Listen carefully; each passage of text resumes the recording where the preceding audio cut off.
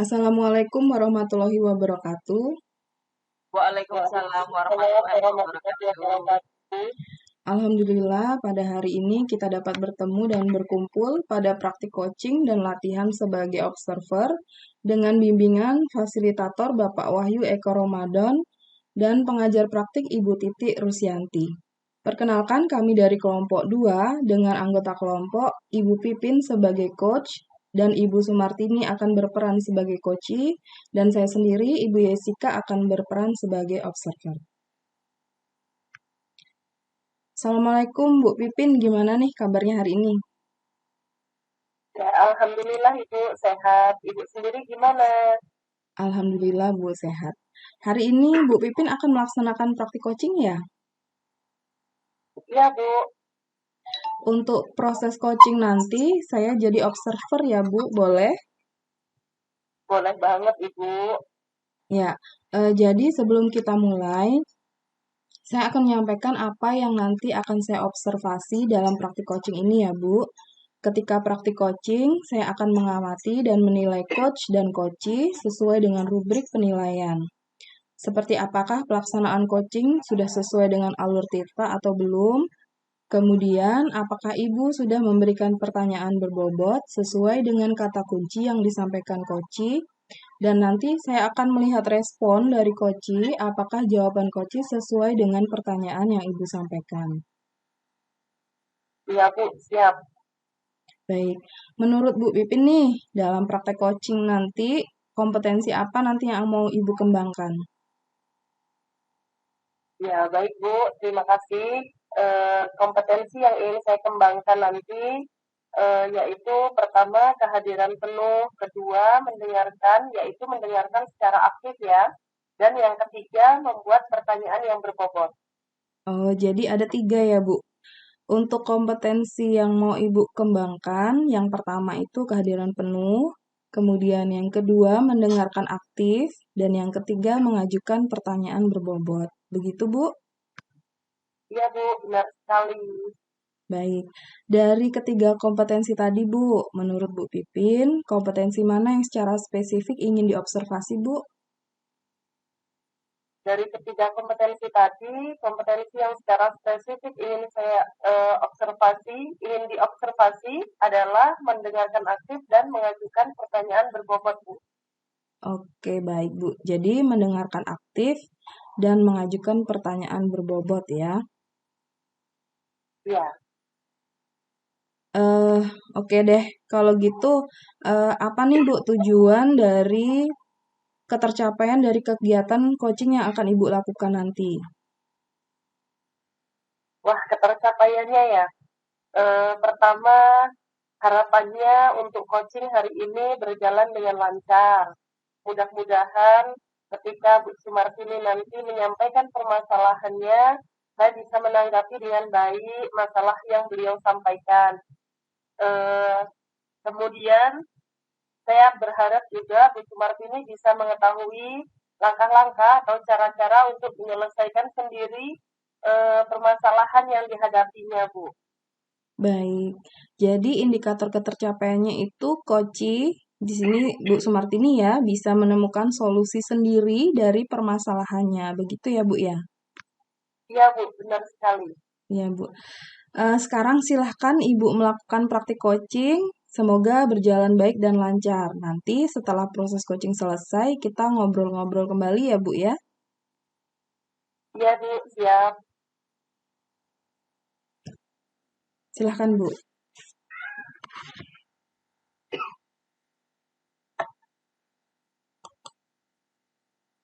Assalamualaikum warahmatullahi wabarakatuh.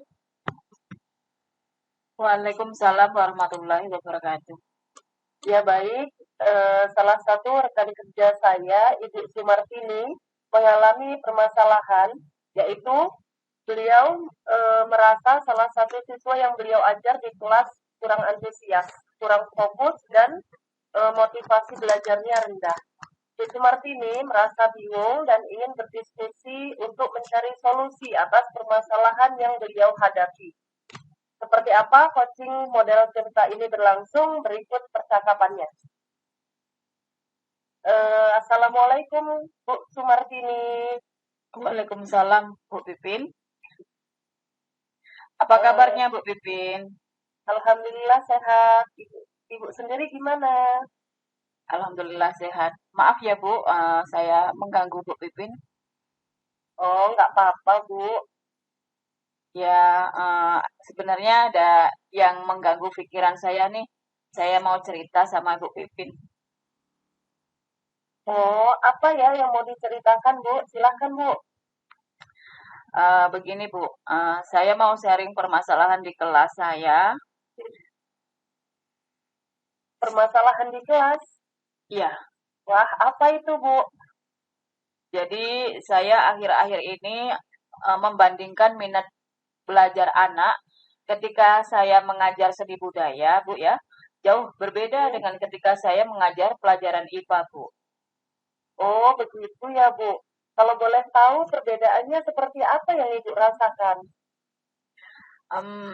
Gini, Bu. Jadi ketika saya mengajar seni budaya, anak-anak itu semangat dan antusias mengikuti pelajaran.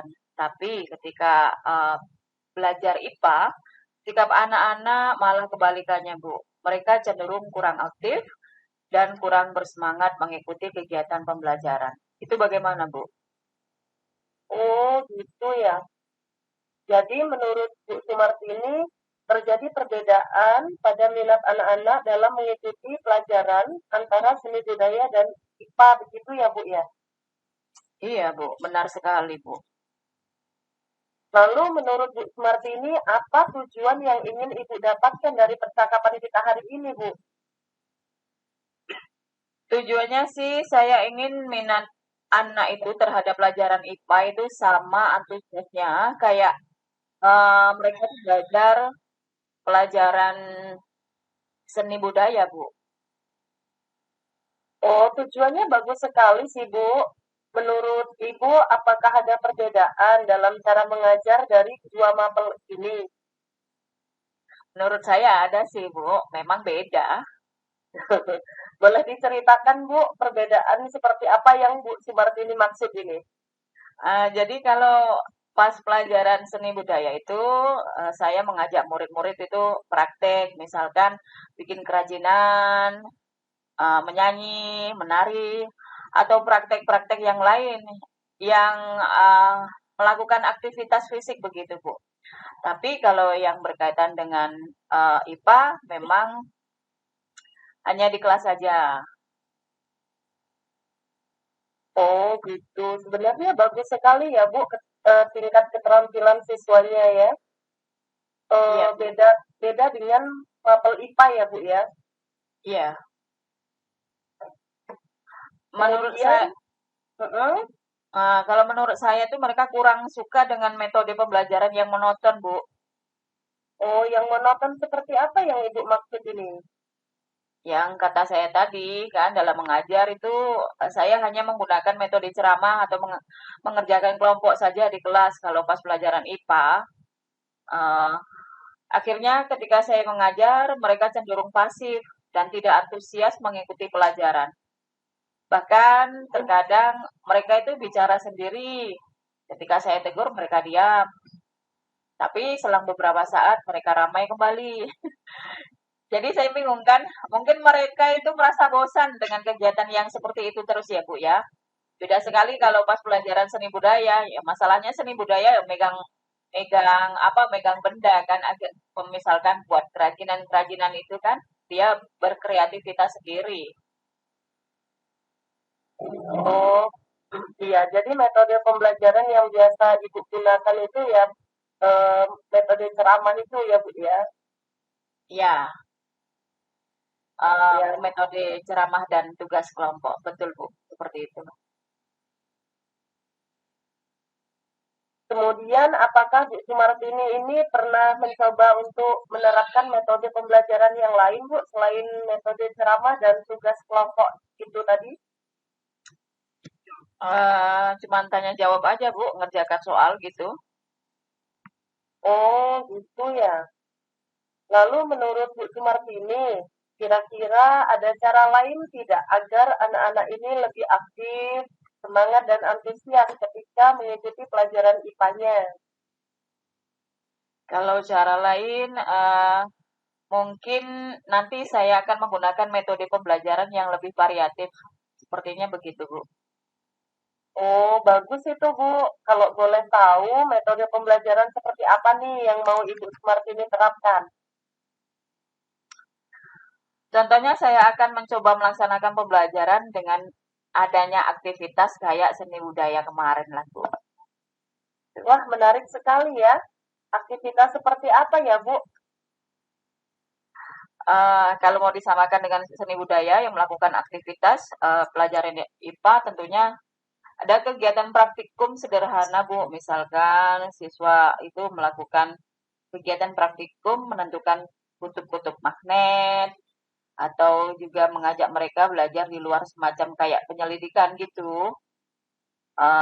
Kayak menyelidiki benda-benda atau bagian-bagian tumbuhan lah, Bu, yang ada di pekarangan kelas atau juga di lingkungan sekolah gitu, Bu. Wah, bagus loh, Bu, sebenarnya ya.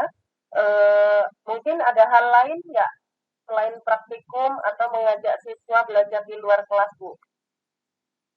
Ada sih, Bu, rencananya saya juga akan menggunakan media pembelajaran yang inovatif, yang terbaru. Media yang lebih inovatif ya, Bu. Seperti apa itu contohnya?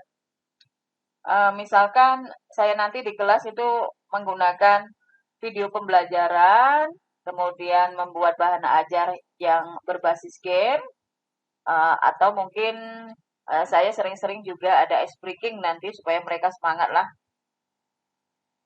Wah, mantap sekali itu, Bu.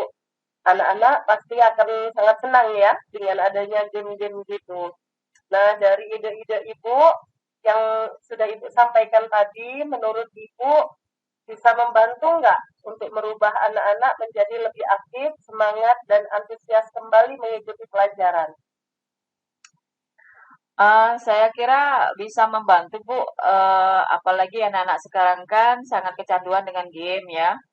Dengan gadget mereka itu tiap hari tidak bisa lepas dari HP. Jadi menurut saya HP-nya bisa dimanfaatkan untuk belajar, Bu.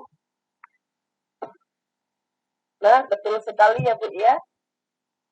Dari apa yang sudah Ibu Sumartini sampaikan tadi, coba Ibu ceritakan kembali apa nih yang ingin Ibu lakukan ke depan sebagai tindak lanjut dari sesi coaching ini. Jadi seperti yang saya utarakan tadi, kedepannya saya akan lebih banyak melakukan kegiatan yang banyak melibatkan aktivitas fisik siswa, Bu. Seperti praktikum maupun belajar di luar kelas. Saya juga akan menggunakan media yang lebih inovatif, misalkan dengan menggunakan video pembelajaran yang nanti saya putar di kelas dan sesekali membuat bahan ajar berbasis game gitu. Dan nanti saya juga akan buat PPT yang interaktif, Bu. Oh gitu.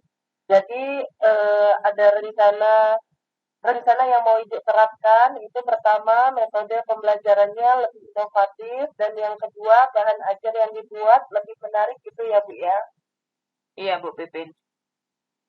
Ya. Nah, sekarang saya mau tanya nih, kapan rencananya mau dimulai, Bu? Ini kan minggu ya, Bu. Kayaknya besok lah, Bu, rencana itu saya mulai. Malam ini saya ngerancang kegiatannya dulu. Kan besok saya ada pelajarannya. Semakin cepat, kayaknya semakin baik loh, Bu.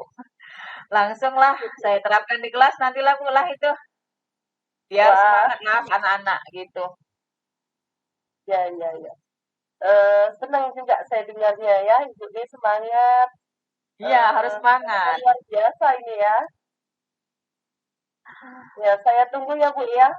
Minggu depan setelah Ibu menerapkan rencana yang disebutkan tadi, pasti seru ceritanya. Ya, heeh. Ya, Bu, nanti saya cerita lagi ke Ibu ya. Oke, siap Ibu. Kemudian, apakah ada perasaan yang ingin Ibu ungkapkan nih setelah cerita-cerita kita hari ini? Ada, Bu. Jadi saya itu senang dan akhirnya mendapat solusi. Kenapa? Karena ternyata untuk menyamakan rasa peningkatan belajar anak itu ya kita samakan dengan bagaimana cara saya mengajar di kelas waktu pas mata pelajaran IPA gitu Bu. Pas pelajaran seni budaya gitu. Jadi biar sama-sama lah metode belajarnya juga sama, semuanya sama, aktivitasnya sama kan. Cuma beda ini materi saja. Saya lega Bu. Heeh. Terima kasih ya Bu. Ya Ibu, terima kasih kembali. Semoga rencana yang sudah Ibu rancang sukses ya. Ya, doakan ya Bu. Assalamualaikum. Ya dong. Waalaikumsalam. Waalaikumsalam. Wah, luar biasa sekali Bu Pipin, Bu Sumartini, praktik coaching yang diterapkan hari ini sangat bagus sekali. Terima kasih Bu. Iya Bu, sama-sama. Eh, saya mau tanya nih Bu Pipin, menurut Bu Pipin, bagaimana performa Ibu tadi ketika menjadi coach? Apakah kompetensi yang ingin diobservasi tadi, mendengarkan aktif dan mengajukan pertanyaan berbobot itu sudah terpenuhi dengan baik menurut Ibu? Ya Bu, menurut saya sudah.